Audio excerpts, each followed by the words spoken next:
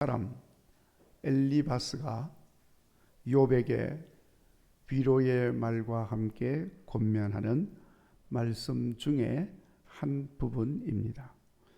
엘리바스는 욥이 고난을 받고 있다 하는 소식을 들었습니다.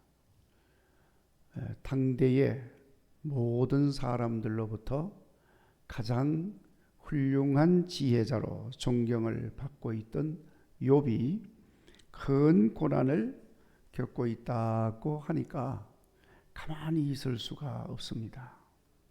그래서 이 엘리바스가 먼 길을 욥을 찾아온 것입니다. 근데 막상 와서 욥을 보니까 그 모습이 너무나도 처참합니다. 그 앞에서 욥의 모습을 다 설명을 했으니까 우리가 그 모습을 다시 설명하지 않아도 우리 다 알고 있습니다. 너무 처참하니까 위로하려고 왔다가 위로할 말을 찾지를 못하겠어요. 너무 처참하니까 무슨 말로 위로를 하겠어요. 자, 그래서 엘리바스는 위로의 말과 함께 위로의 말이라기보다는 권면을 하게 됩니다. 너무 처참하니까. 자, 우리는 오늘 이 말씀을 통해서 징계도 하나님의 복입니다. 이런 제목으로 말씀을 나누고 기도하려고 합니다. 우리 한번 따라서 합시다. 징계도 하나님의 복입니다. 믿으시면 아멘 하시기 바랍니다. 믿으시면 옆에 있는 사람에게도 한번 말씀해 드리세요. 징계도 하나님의 복입니다. 징계 지금 받고 있는 분이 없겠지만 혹시 또 모르잖아요. 그러니까 징계를 받을지도 모르니까 그런 생각이 들면 이 말이 그 말이구나. 지금 하나님이 내게 복 주시려고 하는구나. 깨달으시기를 바랍니다. 자, 여러분, 우리가 이런 말도 하지요. 은혜도 하나님 주시는 복이다. 들어보셨습니까? 네. 은혜가 아니고 회개. 우리 한번 따라서 합시다. 회개도 하나님 주신 복이다. 들어보셨어요? 회개는 아무나 또 하는 게 아니더라고요. 보니까 분명히 회개해야 되는, 안 하더라고요. 회개하면 용서받고 회개하면 다 사함받고 문제가 해결되고 회복이 되고 하나님 복 주시는데 회개를 안 하더라고.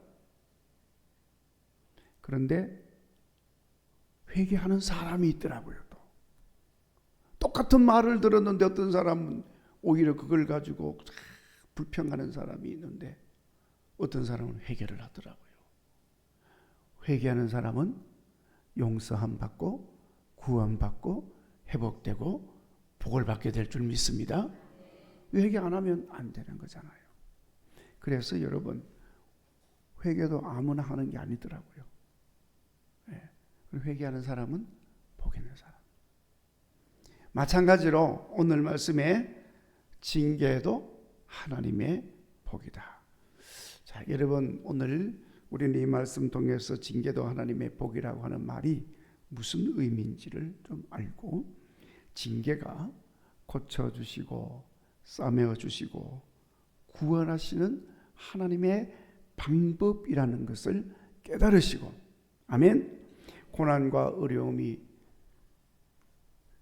그걸로 인해서 드러나는 징계를 두려워하지 말고 하나님께 부르짖어서 복된 삶의 기회로 삼고자 오늘 이 말씀을 묵상하는 것입니다.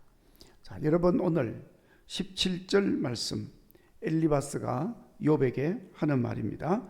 우리 같이 한번 읽어보겠습니다. 17절 시작. 볼지어다 하나님께 징계받는 자에게는 복이 있나니 그런즉 너는 전능자의 징계를 업신여기지 말지니라. 아멘.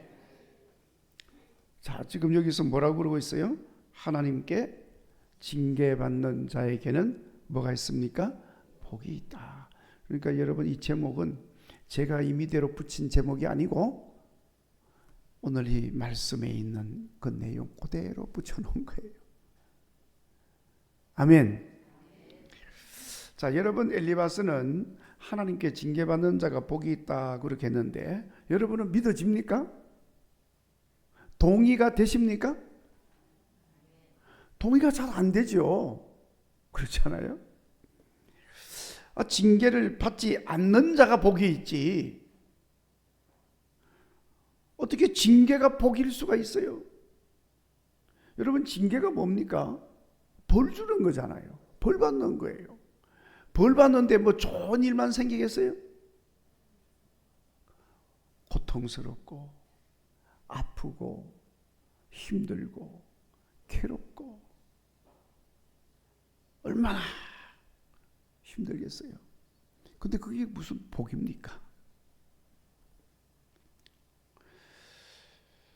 자, 여러분, 더군다나 지금 욥이 받고 있는 고통, 아픔, 슬픔, 이건 여러분들이 이제 욥기를 읽어보시면은 욥이 얼마나 지독한 고통 가운데 있는지를 우리가 알 수가 있어요.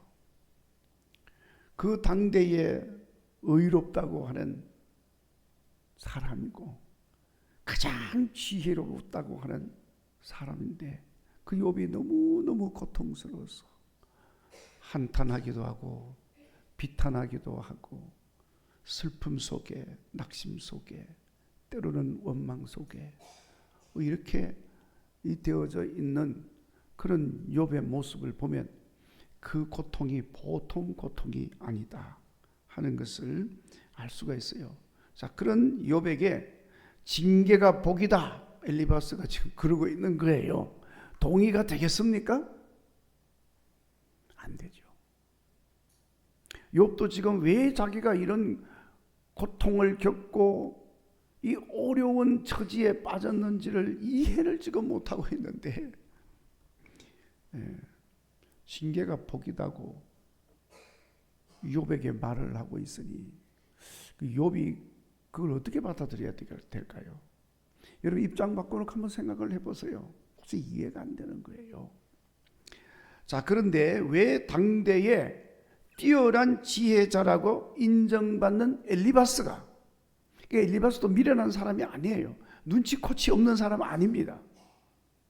나름대로 존경받는 지혜로운 사람이에요. 그러니까 욥을 찾아온 거죠. 그런데 그런 엘리바스인데 욥을 찾아와서 도무지 위로가 되지 않는 그런 말을 했을까? 자, 그러니까 여러분, 엘리바스가 욥에게 한 그 말에는 분명히 중요한 뜻이 담겨 있다는 것을 알 수가 있습니다. 그러니까 이 말은 욥이여, 당신이 지금 겪고 있는 이 고난은 하나님이 주신 징계입니다. 이건 전통적인 신앙관에서 지금 이렇게 말하는 거거든요. 하나님도 그 말씀을 하셨어요. 너희들이 내 말을 듣고 순종하고 내 말을 잘 믿으면 너희들에게 복이 주어진다. 아멘. 그런데 너희들이 내 말을 듣지 않고 믿지도 않고 순종하지 않으면 너희에게 뭐가 주어진다? 화와 저주가 있게 된다. 하나님 말씀이에요. 자, 그러니까 지금 엘리바스가 욥을 보니까 이건 지금 보통 이게 저주 문제가 아니거든요. 이게 엄청난 화가 지금 욥에게 임한 거예요. 그러니까 엘리바스는 전통적인 신앙에서 따라서 보면 이 욥이 지금 뭔가 큰 잘못을 해서 하나님께 징계를 받는구나 하고 생각을 하는 거예요. 그러면서 이게 하나님이 당신에게 준 징계입니다. 그래서 그 뒤에 보면 가볍게 여기지 말고 회개하십시오. 그래서 징계를 거치고 고난이 변하여 기쁨의 삶을 살고 회복되는 은혜가 있기를 바랍니다. 이런 뜻이에요. 그러니까 뭐 하라는 거예요 지금? 회개하라. 회개하라. 자, 여러분, 우리가 겪는 징계는 여호와가 하나님이시다 하는 것을 분명하게 드러내는 중요한 방편이라고 하는 것을 알아야 합니다. 그러니까 징계를 주시는 거예요. 자, 잘못했는데 아무 징계를 안 내려. 그러면 여러분, 사람들이 바르게 살 사람이 어디 있겠어요? 정직하게 살 사람이 어디 있겠어요? 정직하지 않고 바르지 않으면 하나님이 징계를 내림으로 의가 세워지게 되고 질서가 세워지는 것이고, 그리고 하나님의 공의가 세워지는 거예요. 그런데 그게 없으면 하나님도 없는 거야.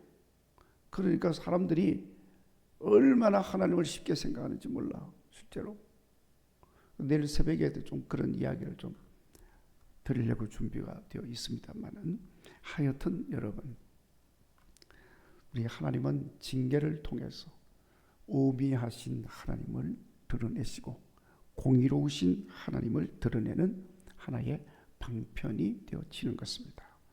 뿐만 아니라 하나님 쪽에서는 의를 세우지만 사람을 향해서는 그 징계를 통해서 회개하고 돌이키고 잘못된 길에서 올바른 길로 돌아오도록 만드는 중요한 방법이 되는 거예요. 잘못된 길로 그냥 놔둬버리면 어떻게 되겠어요?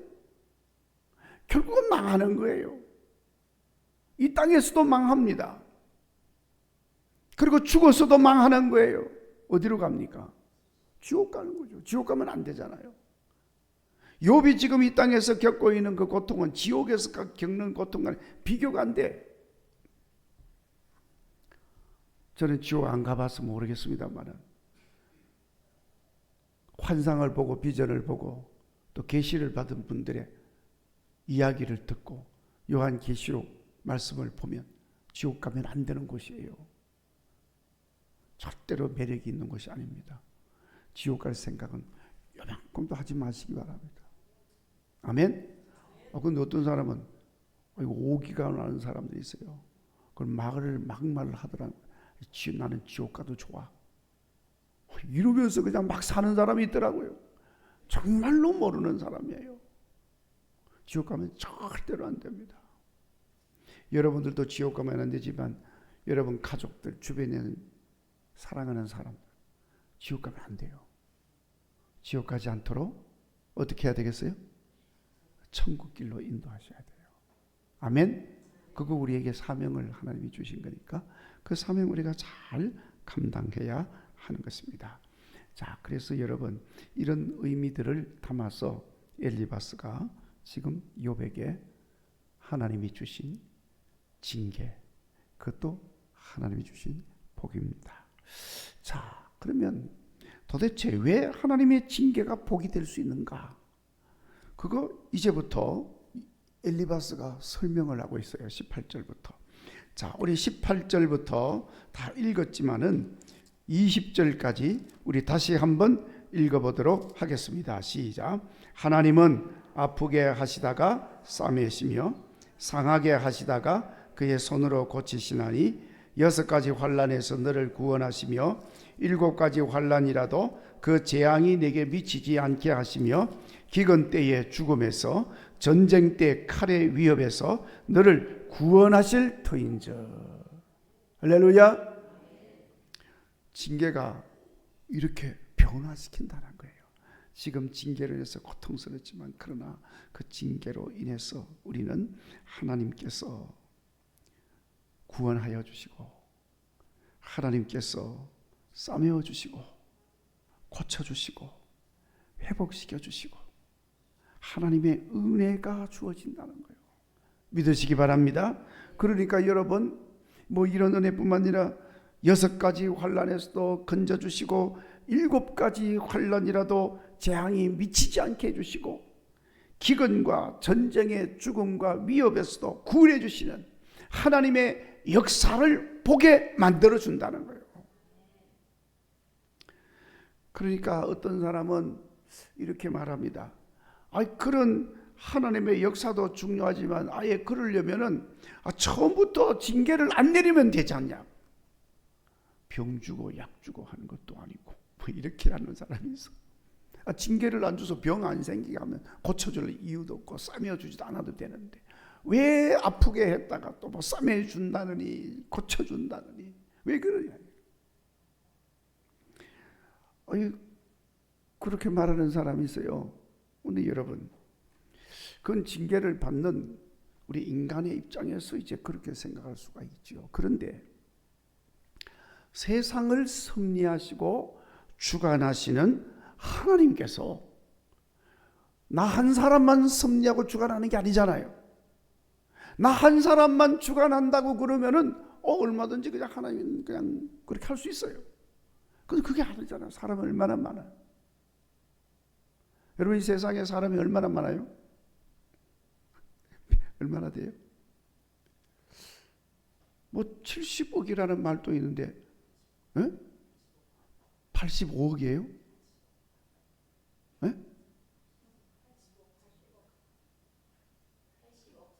80억. 언제 그렇게 됐어요? 70억이란 말 벌써 10억이 늘었네요. 그래, 80억이에요. 80억. 여러분이 이 세상에 사는 사람이 80억인데 그거 그냥 죄를 짓든지 말든지 다 놔두면 이거 어떻게 되겠어요, 세상이? 하나님이 섭리하시고 주관하시는 세상인데 한 사람도 아니고 이 80억이나 되는 인간인데 안 되죠. 하나님이 가만히 보니까요, 그 인간은요 징계가 없으면 바른 생활을 못 하더라고요. 지금 요즘 우리 학교 교육이 참 심각하게 망가져서 많은 사람들이 걱정을 하고 있잖아요.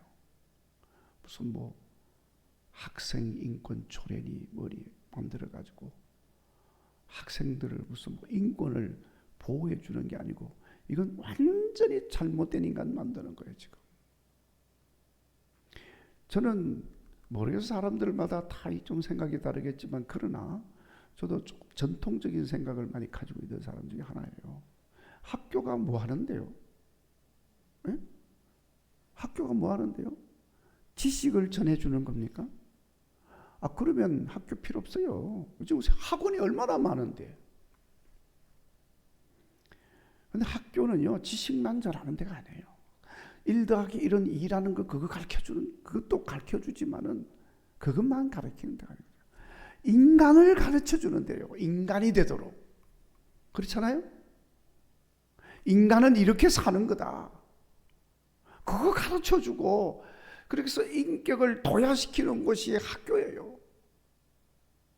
근데 그게 지금 안 되는 거야. 학교 교육이 무너지니까 가정교육도 무너지는 거예요. 물론 가정교육이 무너지니까 학교교육도 무너지는 거지만 이게 다 관련이 있는 거예요. 학부모들 이야기를 들어보니까 그런 이야기들이 비일비재합니다.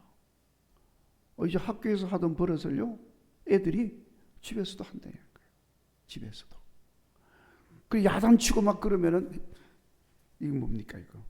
핸드폰 끄집어 내가 동영상 찍을 준비부터 하는 거예요.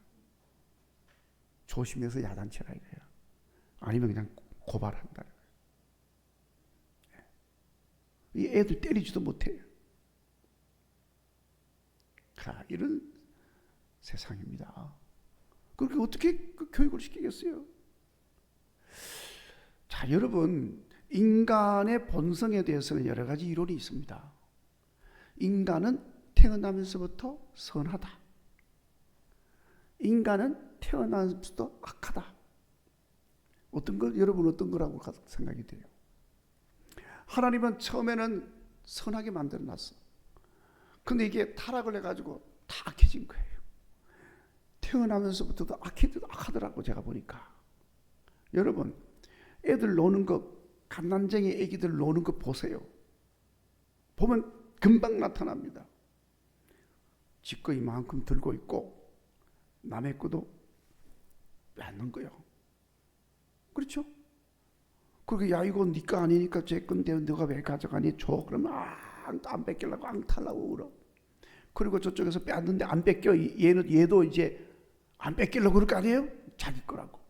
그러니까 둘이 싸우는 거야. 꼬집고. 이거 어린애가 할 짓입니까 이게?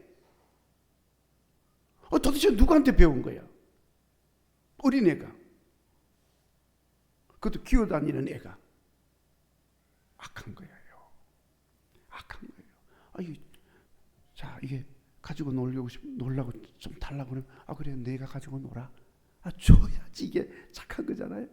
그리고 애시당초 그 욕심 내지도 말아야지. 이게 선한 거 아닙니까? 자, 그러니까 여러분, 인간은 징계가 없으면 바른 삶을 살지 못하더라고. 그러니까 여러분 참 이 모순이 많아요. 인권 어쩌고 저쩌고 하면서 죄 짓는 사람 왜 감옥을 왜 가두는 거야? 죄 짓든지 말지 그냥 놔둬야지. 그게 모순이잖아요.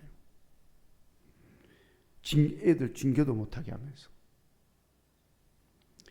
자, 그러니까 여러분 사람은 징계가 없으면 바른 생활도 못할 뿐 아니라 신앙생활은 더더구나 못하는 거예요.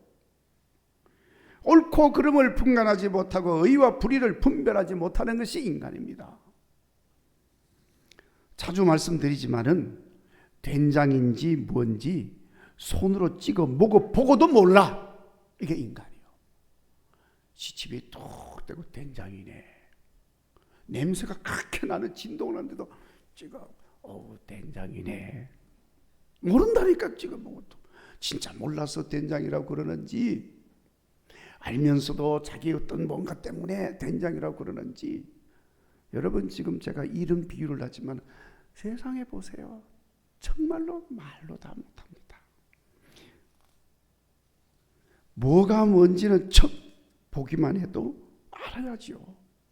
그것이 건강한 신앙을 가진 하나님의 사람의 모습이고 그것이 하나님이 주신 지혜를 소유한 사람의 삶입니다. 그러나 얼마나 많은 사람이 좌우를 분별하지 못하고 참과 거짓을 구별하지 못해서 혼란 속에서 살아가는지 몰라. 그러니까 하나님은 이런 사람을 불쌍히 여기시고 요나를 니느웨로 보내신 하나님이잖아요. 왜 보냈죠? 거기에 좌우를 분별하지 못하는 인간이 수두룩하게 살고 있다. 그래서 그런 자들을 불쌍히 여기셔서 사람들이 건강한 지혜와 믿음을 가진 하나님의 사람이 되도록 징계라고 하는 방법을 사용하셔서 사람들을 바른 길로 인도하는 거예요. 지옥 갈 인간을 천국 길로 인도하시는 거예요. 자, 여러분, 하나님은 아예 잘못되라고 징계를 내리시는 분이 절대로 아닙니다.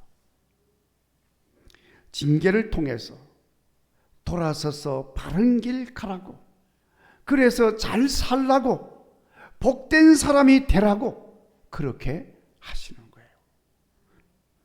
그러니까 시편 시인이 이렇게 고백을 합니다. 한번 따라서 합시다. 고난당하는 것이 내게 유익이라. 네. 고난당하는 것이 뭐라고요? 유익이다. 시편 119편 71편 나중에 집에 가서 찾아보시고. 자, 이것이 여러분 우리의 고백이 되어지기를 바랍니다. 물론 징계를 받고도 알지 못하고 깨닫지 못하는 사람도 있습니다. 그런 사람은 구원의 은혜와 기회도 얻지 못하는 참으로 어리석은 사람, 미련한 사람, 되어서는 안 될 사람이에요. 우리 예수님 말씀하신 것 따르면 태어나지 않았으면 더 좋을 뻔했다. 그런 사람이 되는 거예요. 우리는 그렇게 되지 않도록 기도할 수 있기를 바랍니다. 그리고 징계가 복이 되는 것은 더 이상 잃어버리는 것이 없어서 평안함을 얻기 때문에 그런 거예요. 24절에 가정에 평안이 있고 우리의 잃는 것이 없다. 그랬어요. 사람이 죄악을 범하는 것은 없어서가 아니라 있어서 그런 거예요. 여러분, 있어도 너무 많이 있으면 많은 죄를 범하는 거예요. 보세요.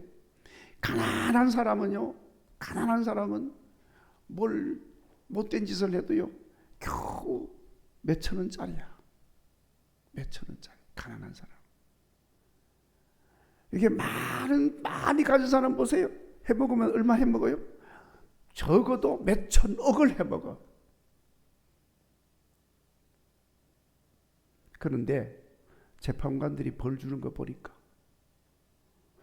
꼭 몇천원 해먹은 사람 아주 벌을 이만큼 주고, 몇천억 해먹은 사람이 이만큼 주더라고. 내 말이 틀렸어요? 신문에 다 나오고 있잖아요.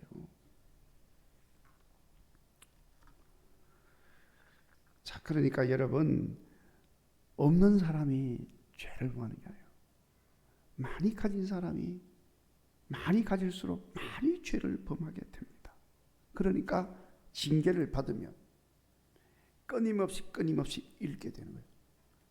많이 가진 사람은 계속 없어지고 소멸되고, 조금 가진 사람은 징계를 받아도 조금 금방 없어지죠. 많이 가진 사람은 계속 잃고 넘어지고 뺏기고 없어지고, 죽을 만큼 아프고 힘들고 괴롭고 어려운 거예요. 여러분, 징계나 고난을 흔히 우리가 연단, 단련 이런 말로 비유를 하잖아요. 연단이라고 하는 글자는 언젠가도 말씀드렸습니다.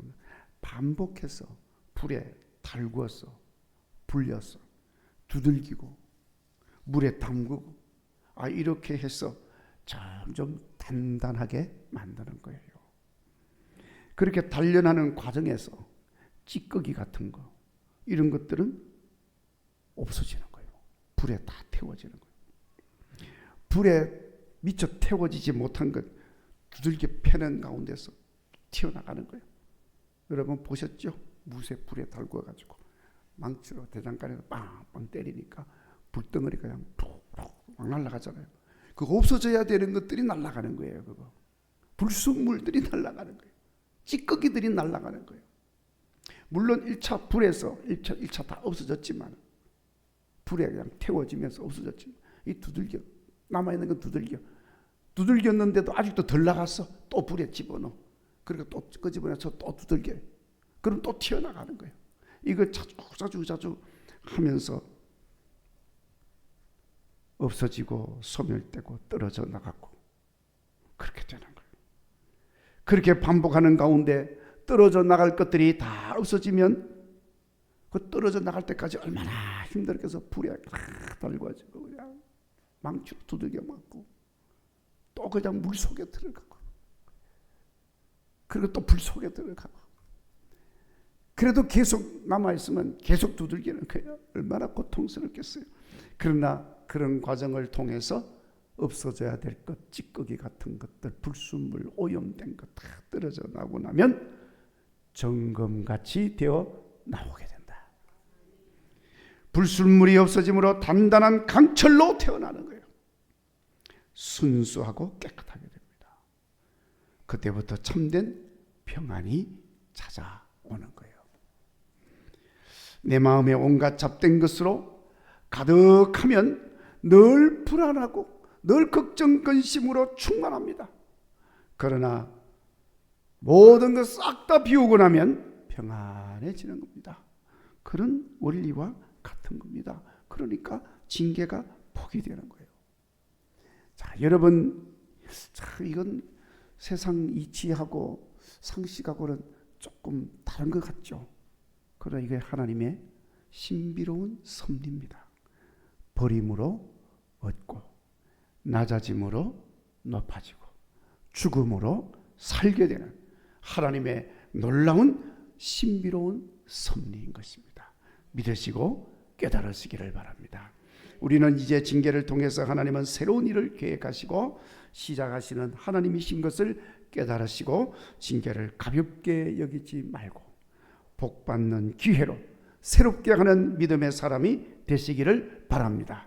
그리고 징계가 복인 것은 자손과 장수의 복도 받게 하기 때문이다 그랬어요. 25절 이하 말씀을 보면 오래 살지 못하고 자손이 번성하지 못하는 것이 징계라고 하는 것을 의미하는 것임을 알 수가 있어요. 왜냐하면 하나님 주시는 복은 건강, 평안, 풍성함 이런 것들과 함께 자손이 번성하고 오래 사는 장수로 나타나는 것이기 때문에 그렇습니다. 구약적 개념인 것입니다. 그러니까 죄악으로 인해서 하나님이 주신 복을 잃어버리는 징계가 있는 것처럼 징계 후에는 우리는 다시 잃었던 것을 얻게 되고 찾게 되는 회복이 주어지는 겁니다. 물론 회개하고 돌이키는 과정을 통해서 주어지는 것이죠. 그래서 징계가 복이라고 우리는 말씀을 하는 겁니다. 이렇게 징계가 아프고 힘들지만 하나님께 부르짖음으로 하나님께서 회복시키시는 복을 받음으로 성도들은 어떤 형편에서든지 어떤 상황에서든지 두려워하거나 낙심하지 않게 되는 것입니다. 히브리서 기자가 전합니다. 12장 5절 6절 집에서 찾아보시기 바랍니다. 내 아들아 주의 징계하심을 경히 여기지 말라. 그에게 꾸지람을 받을 때 낙심하지 말라. 주께서 사랑하시는 자를 징계하시고 그를 받아들이시는 아들마다 채찍질 하신다. 히브리서 12장 11절 무릇 징계가 당시에는 즐거워 보이지 않고 슬퍼 보이나 후에 그로 말미암아 연단받은 자들은 의와 평강의 열매를 맺느니라. 아멘. 히브리서 기자가 그렇게 말하고 있어요. 고난과 어려움을 겪는 것은 분명히 괴로운 일입니다. 그것이 징계라고 한다면 더더구나 부끄럽고 받아들이기 어려운 일입니다. 그러나 우리는 부족하고 연약해서 그런 것이 없으면 성장할 수 없고 발전될 수가 없습니다. 무엇보다도 바른 삶 살 수가 없습니다. 영적으로는 더 말할 것도 없습니다. 그러므로 고난이 오고 징계를 받으나 낙심하지 말고 고난과 징계를 두려워하지 말고 오히려 하나님 주시는 회복과 평안으로 채워지는 축복의 기회임을 고백할 수 있기를 바랍니다. 그래서 더 회개하고 돌이켜서 더 큰 축복의 자리로 나가시는 여러분들이 되어지기를 주의 이름으로 축원합니다. 기도하겠습니다. 하나님 감사합니다. 오늘도 저희들을 부르시고 말씀해 주심 감사합니다. 하나님 주시는 징계가 복인 것을 말씀해 주시니 감사합니다. 아버지 이제 아멘으로 화답하며 이제부터 감사함으로 징계를 받고 회개의 기회로 삼게 하여 주옵소서. 징계가 아프지만 구원의 기회요 은혜 받는 기회임을 깨닫게 하여 주옵소서. 이것을 알지 못하고 어리석은 짓을 하는 자가 되지 않도록 도와주옵소서. 하나님이여 징계로 아프지만 하나님은 치료하여 주시고 고쳐주시고 건져주시고 구원하여 주시는 하나님이신 것을 우리가 보게 하여 주시옵소서. 그래서 날로 날로 성숙하게 하시고 정금같이 귀하게 되고 강철같이 견고한 믿음의 사람이 되게 하여 주옵소서. 예수님 이름으로 기도하옵나이다. 아멘. 찬송가 343장